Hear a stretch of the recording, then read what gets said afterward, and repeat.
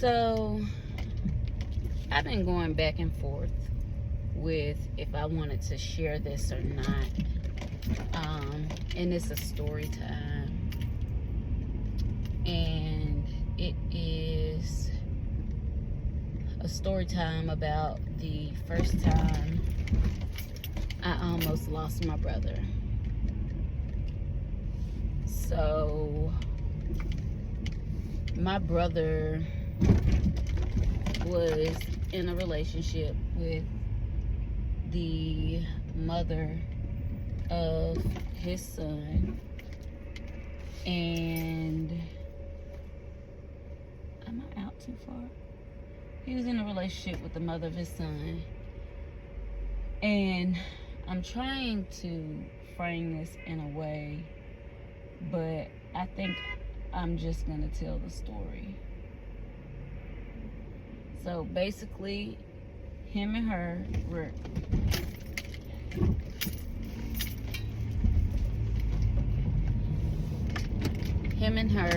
in the relationship, and they always fought.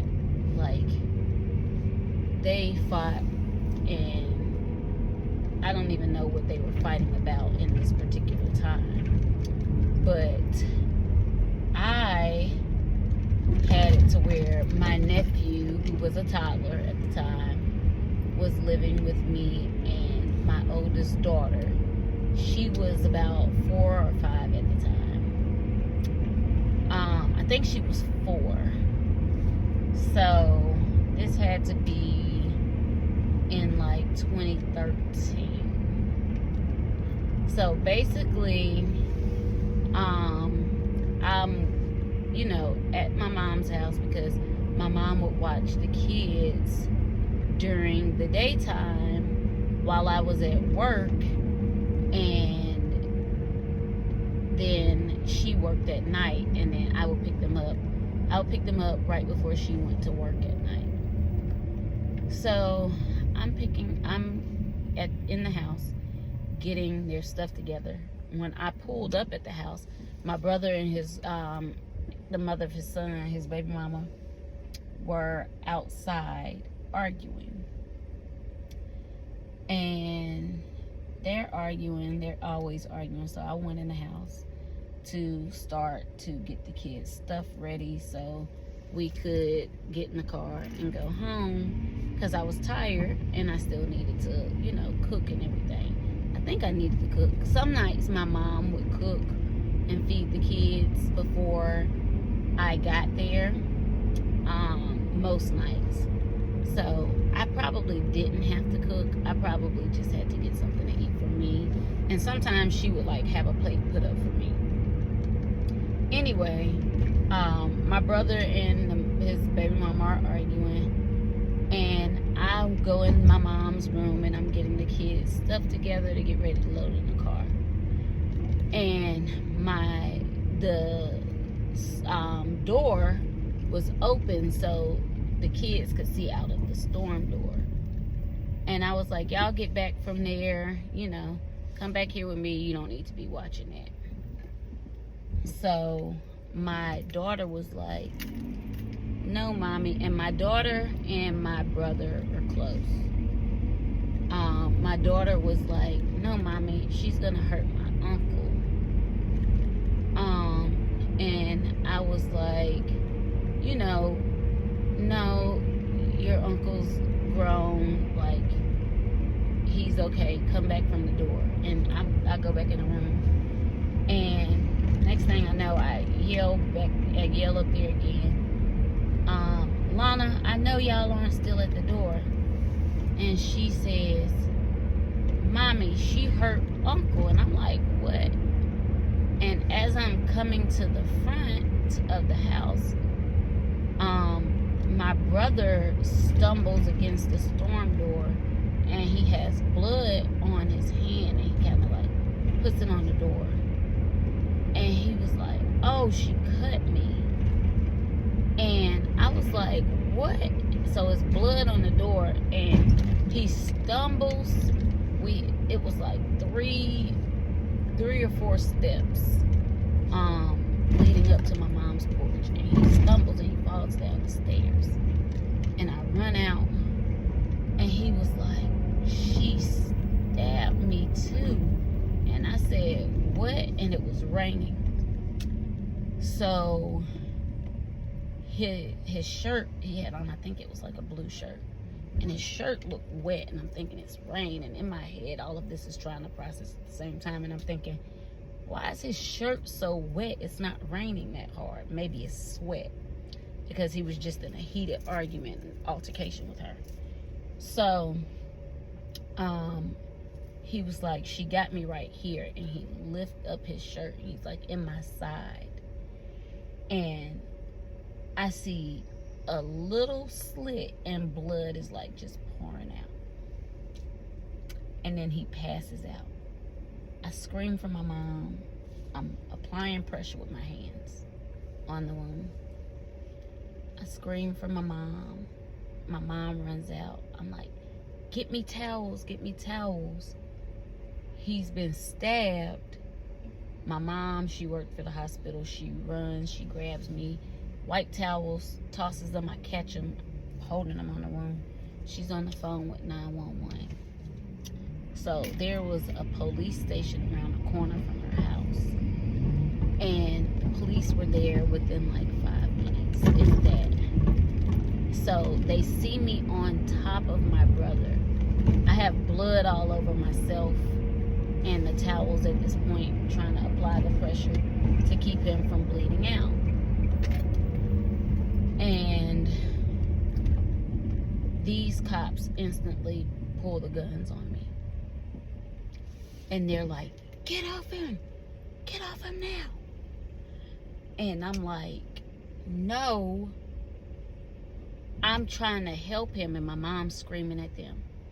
She's trying to help him. That's her brother. She didn't do it. She's trying to help him. And they're like, get off him. They're not listening to me or my mom. And they're screaming, get off him, get off him. And so I'm like, no, basically, you're going to have to shoot me in order to get me to move my hands. Because if I move my hands, he's going to die. And it was on his, my whole purse just flipped down. It was on his, if he's standing in front of me, it's mirrored, so it's on his left side. And basically they're screaming at me, and my mom's like screaming at them, and I'm applying the pressure. And right then, because it was 2 cops on each side, 2 there and 2 there. So the way that my mom's driveway was made, it was like down a little hill, and then it was another driveway for the house beside hers. So 2 were in that driveway, 2 were in her driveway. And right then the firefighters pulled up, because they typically come. They typically get there first, but since the cops were like right there, they got there first. And the cops were like, I mean, the firefighters, they heard them, and they realized what I was doing almost instantly. And the firefighters were like, hey, can we talk to her? One of the firefighters. Can I talk to her? And the cop was like, I think he told him yes or something like that. But anyway,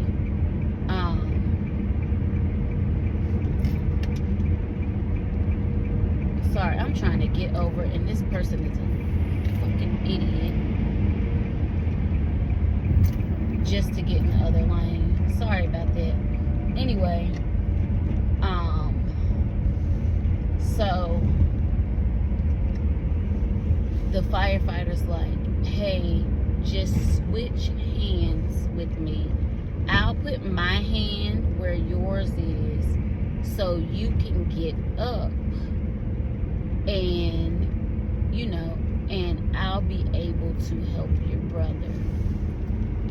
And so I'm just like, you know, I'm like, no. And then I was like, you know what? Okay. So the firefighter, literally, as I moved my hands, he put his hands there and allowed me to move. And he, like, was applying the pressure. And then the ambulance, the medics pulled up. And they were able to assess him, get him loaded onto a gurney, and take him to the hospital. And the cops took our statement or whatever. So then,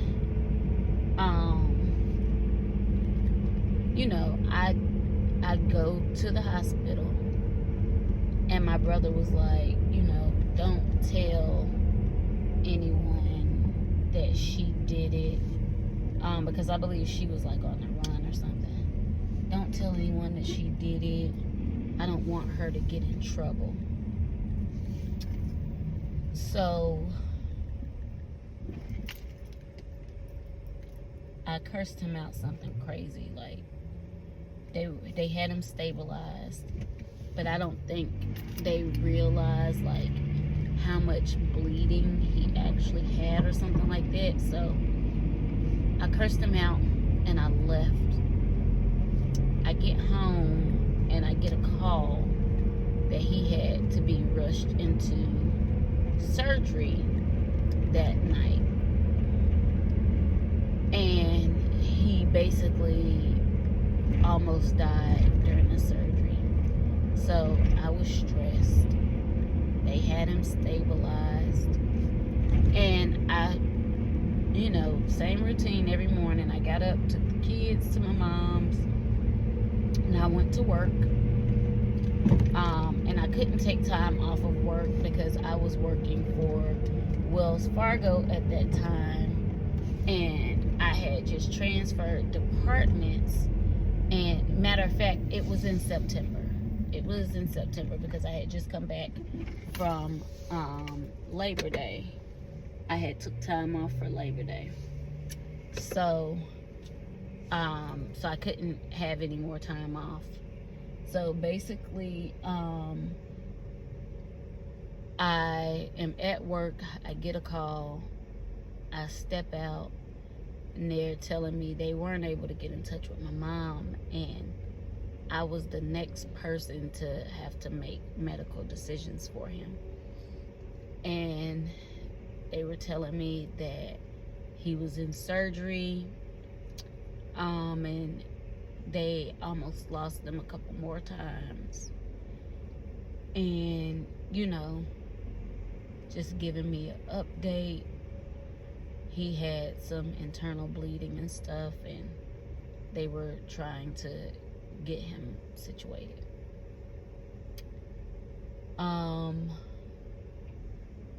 Needless to say, he was stabbed 3 times, and puncture wounds are the hardest wounds to fix. I don't even remember how long he was in the hospital that particular time. But he had to get multiple blood transfusions.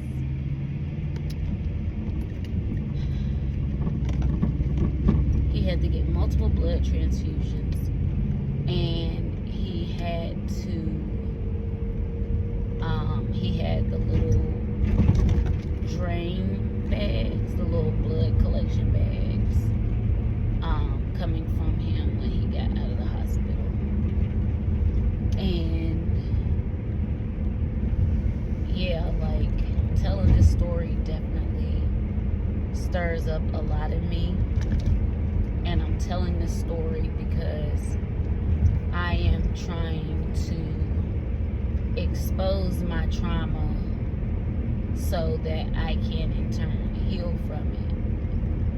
And I hadn't told this story in a while before my therapy session last week. And he's my only brother that I know of. And he's my younger brother.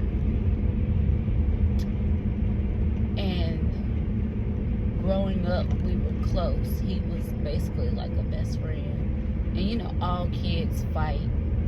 But once we became teenagers, we got really close and we confided in each other. And, you know, I've seen him go through so much in his life. Like, he got jumped once.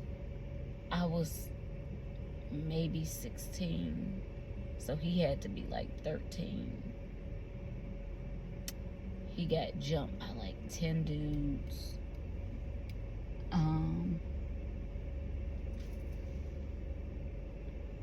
Just a lot.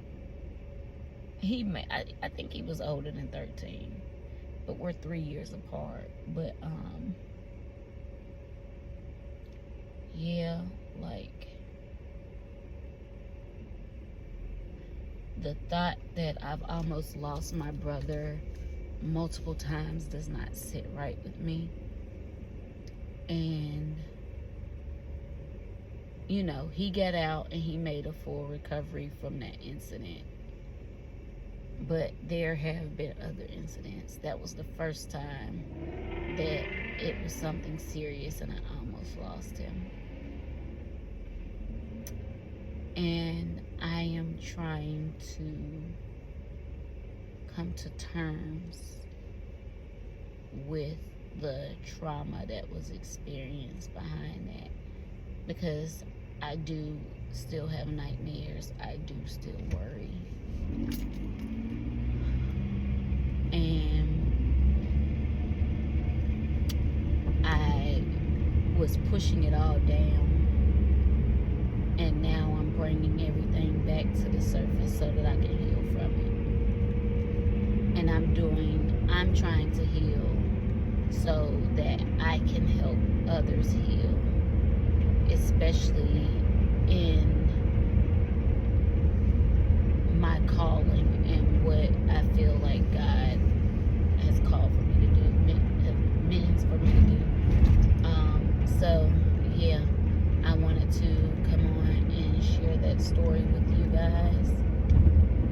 And yeah, I've definitely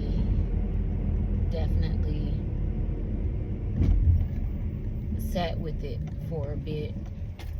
And I sat with it for a bit before I came on to talk to you guys about it.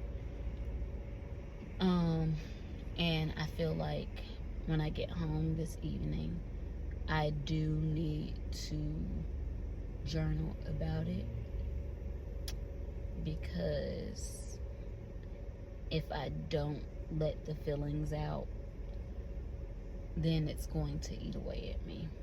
So yeah, I wanted to come on and tell you guys the story about the first time I almost lost my brother.